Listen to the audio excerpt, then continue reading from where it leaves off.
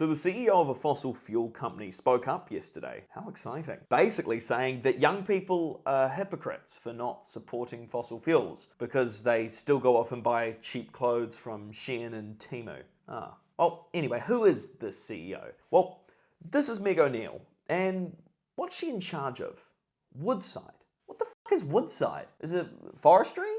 Consulting? Wait, it's a gas company. So wait, essentially, a gas company is calling out young people for buying fast fashion, which I completely agree is not good for the environment, while at an energy producers conference in Brisbane. By the way, I did try to find out the jacket that she was wearing and how much it cost. Unfortunately, I couldn't find the exact one, but I'm going to take a wild assumption and say that probably wasn't cheap. And yes, while emissions from fast fashion are very much a real problem, 90% of the world's emissions actually come from fossil fuels, which I'm sure, as the CEO of a fossil fuel company, you would know, right? Right, Meg? Anyway, she said this at the same time her company released a reported 16,000 litres of hydrocarbons, which are essentially the main ingredients to petroleum and natural gas, into the ocean at the beginning of May, as reported by Peter Milne from Boiling Cold a couple days ago. Woodside gave me a statement confirming that though it's under investigation,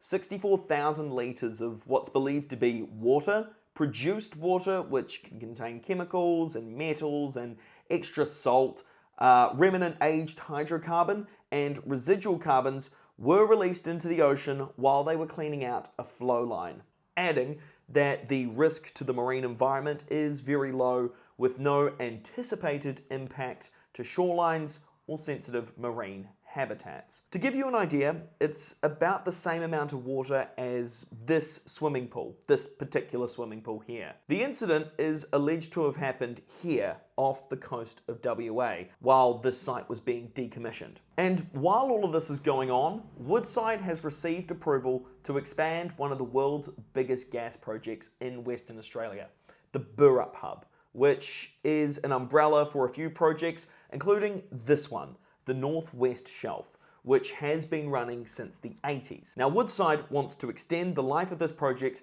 until 2070, a move the Conservation Foundation calls a carbon bomb. Is this just a bunch of greenies being melodramatic?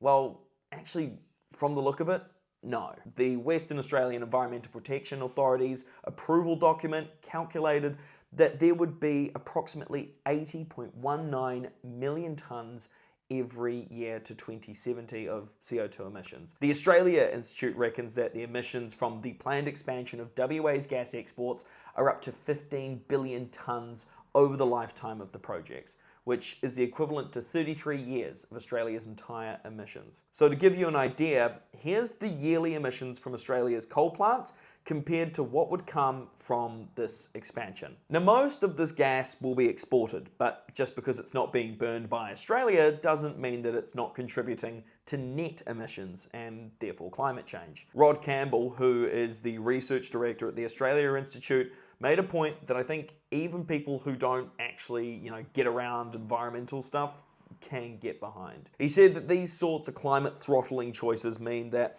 Aussies are paying higher amounts for insurance premiums, disaster costs, and, the ultimate price, the erosion of our quality of life. Now, we're seeing more and more people who can't even get insurance or afford it because it'll just completely bankrupt them. Woodside claims that the project will end up contributing 614 million in royalties to the Western Australian state government, which might explain how it essentially has gotten the tick of approval from that state government. And the company does plan to buy carbon credits to offset the emissions, right? But the problem with carbon credits, and this is a whole thing, it's that they don't really seem to work, with this bloke who previously worked on the scheme calling it a sham. Anyway, regardless of all that, this bloke has decided that the expansion will go ahead because he is the new Federal Environment Minister after taking over the job at the beginning of the month from Tanya Plibersek. He's a Queensland senator that's got a track record for getting tough shit done, for better or for worse, depending on who you ask, like the live sheep export ban, also laws cracking down on corruption in the construction industry, and he can now add this approval as a notch on his belt. But only, according to him, it's subject to strict conditions, particularly relating to the impact of air emissions. Now, I'm not one to beg, but I am in talks to hopefully have an interview with the Environment Minister Murray Watt at some stage.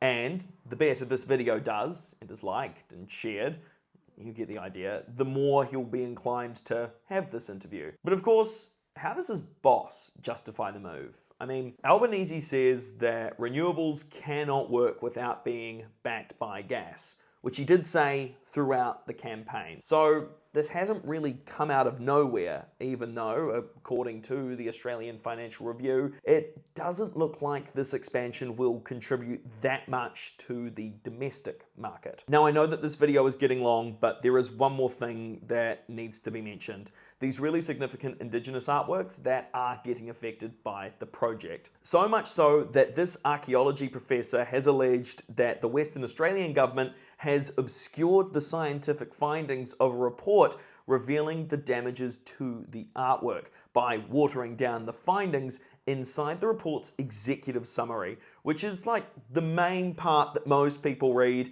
when they don't have the time to go through all 800 pages. So where does this leave us? Well, you can't accuse the federal government of lying because they've said from the start that gas was always part of the plan. But this is a big project and it will result in a shit ton of emissions and more of Australia's resources being sent away. It would be really interesting to know how Murray Watt feels about the fact that his first major move as Environment Minister is approving this particular project.